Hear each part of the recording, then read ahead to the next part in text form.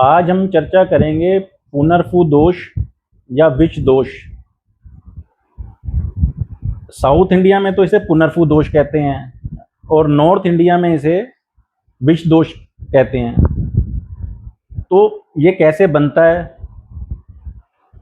इसके क्या क्या परिणाम होते हैं और लास्ट में मैं इसकी रेमेडी बताऊंगा। ये वीडियो आप बड़े ध्यान से सुनना, क्योंकि लास्ट में जो मैं इसकी रेमेडी बताऊंगा ना, वो बहुत इफेक्टिव है और इस दोष से आपको मुक्त कर सकती है। पहले मैं आपको बताता हूं कि ये बनता कैसे है। जब भी शनि और चंद्र का आपस में संबंध बन जाए, या तो ये एक ही हाउस में बैठ जाएं, दोनों युति हो जाए एक ही हाउस में, या एक दूसरे को परस्पर दृष्टि दे रहे हो, या शनि चंद्रमा को दृष्टि दे रहा हो, क्योंकि चंद्रमा की तो एक ही दृष्टि होती है, लेकिन शनि की तीसरी दृष्टि भी होती है, 10वीं दृष्टि भी होती है। तो शनि चंद्रमा को दृष्टि दे रहा हो केवल, तो भी शनि पे कुछ उसका प्रभाव आ गया, पीड़ा तो आई गई शनि की। या एक्सचेंज हो रहा हो, राशि परिवर्तन हो रहा हो, शनि चंद्रमा की राशि में चला जाए और चंद्रमा शनि की राशि में चला जाए। और एक होता है कि जो इनके नक्षत्रों के स्वामी हैं उनका आपस में संबंध बन जाए, जैसे चंद्रमा मंगल के नक्षत्र में और शनि शुक्र के नक्षत्र में, तो मंगल और शुक्र का संबंध हो जाए, आपस में दृष्टि हो जाए, एक्सचेंज हो जाए, या एक हाउस में युति हो जाए, तब भी ये दोष बन जाता है। और एक सिचुएशन बनती है जब दोनों ही एक ही नक्षत्र में हो। मान लो चंद्रमा और शनि मंगल के ही नक्षत्र में है, तब भी ये दोष बन जाएगा। तब ये दोष बनेगा जहां मंगल बैठा होगा ना, वहां उसका खराब प्रभाव आएगा, तब भी ये दोष बन जाता है। अब इसके ज्यादातर जो परिणाम बताए गए हैं ना ग्रंथों में, वो केवल लगन कुंडली से बताए गए हैं कि लगन कुंडली में ये बनता है और मैरिज पे इसका इफेक्ट होता है कि मैरिज लाइफ डिस्टर्ब हो जाती है, या मैरिज डिले हो जाएगी, मैरिज अगर चलती भी रहेगी तो उसमें झगड़े होते रहेंगे। तो मैरिज पे इसका इफेक्ट सबसे ज्यादा बताया गया है। लेकिन हमने अपनी रिसर्च में ये देखा है कि इसका इफेक्ट सभी पहलुओं पे पड़ता है लाइफ के। जैसे डिविजनल चार्ट में ये नवांश, अगर जैसे लगन कुंडली में ये बन रहा है और नवांश कुंडली में भी ये बन जाए, तो इसकी स्ट्रेंथ बढ़ जाती है, क्योंकि नवांश कुंडली एक शाश्वत चार्ट है।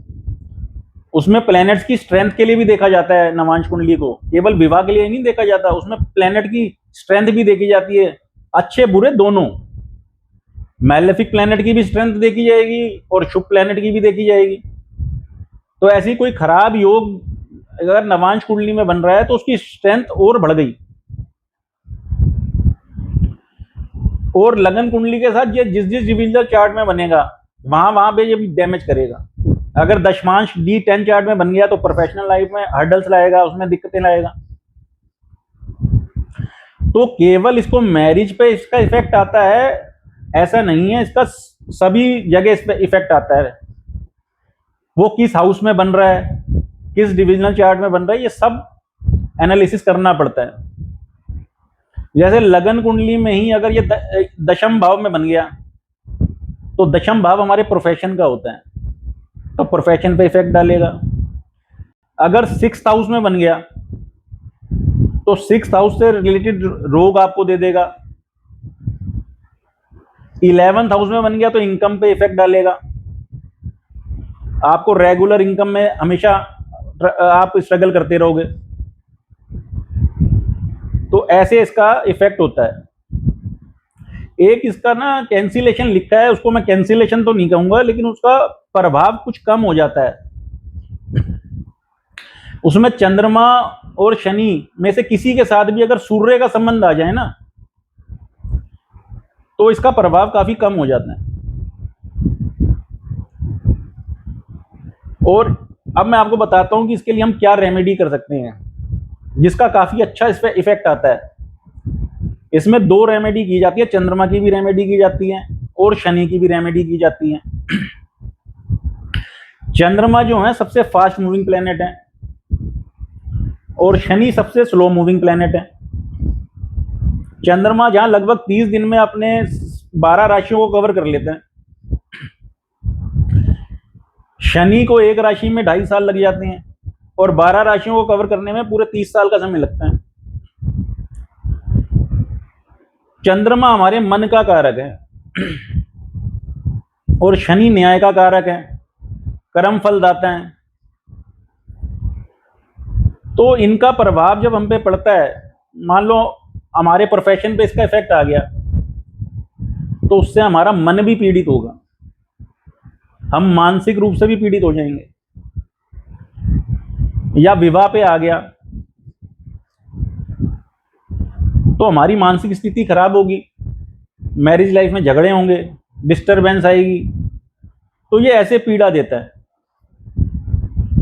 अब इसमें हमें चंद्रमा और शनि दोनों को बैलेंस करना होता है। इसके लिए चंद्रमा की जो सबसे अच्छी रेमेडी है वो है कि अपने शरीर पर चंद्रमा चांदी को धारण करना चाहिए। वो भी यदि माता के द्वारा किया जाए तो उसका परिणाम बहुत ही अच्छा आता है। मान लीजिए आप कड़ा पहन लें, चांदी की चेन पहन लें, तो अपनी माता के द्वारा इसको पहना जाए या किसी भी माता तुल्य नारी के द्वारा ये पहना जाए तो इसका लाभ बहुत बढ़ जाता है। तो ये तो एक चंद्रमा को बैलेंस करने की रेमेडी बता दी। और शनि को बैलेंस करने के लिए 7 मुखी रुद्राक्ष या 17 मुखी रुद्राक्ष। 17 मुखी जरा रेयर होता है और ओरिजिनल मिलने में थोड़ी सी उसमें दिक्कत आती है, लेकिन यदि 17 मुखी ओरिजिनल मिल जाए तो उसका प्रभाव बहुत अच्छा होता है। 7 मुखी भी अच्छा रिजल्ट देता है। तो 7 मुखी या 17 मुखी में से कोई भी रुद्राक्ष धारण कर लिया जाए तो इसके जो दुष्प्रभाव हैं उससे काफी हद तक हम प्रभाव को कम कर सकते हैं।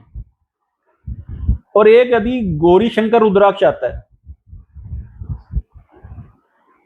वो अगर 7 मुखी या 17 मुखी के साथ पहन लिया जाए तो जो मैरिज लाइफ में डिस्टरबेंस आ रही है ना इसकी वजह से, पुनर्फू दोष की वजह से, उसके लिए बहुत ही अच्छी रेमेडी है। गौरी शंकर रुद्राक्ष अगर मैरिज में कहीं किसी भी प्लेनेट की वजह से दिक्कत आ रही हो तो गौरी शंकर रुद्राक्ष धारण कर लिया जाए तो मैरिज के दुष्प्रभावों से, जो हमारे झगड़े हो रहे हैं या डिवोर्स होने की संभावना बन रही है, तो उससे बचा जा सकता है।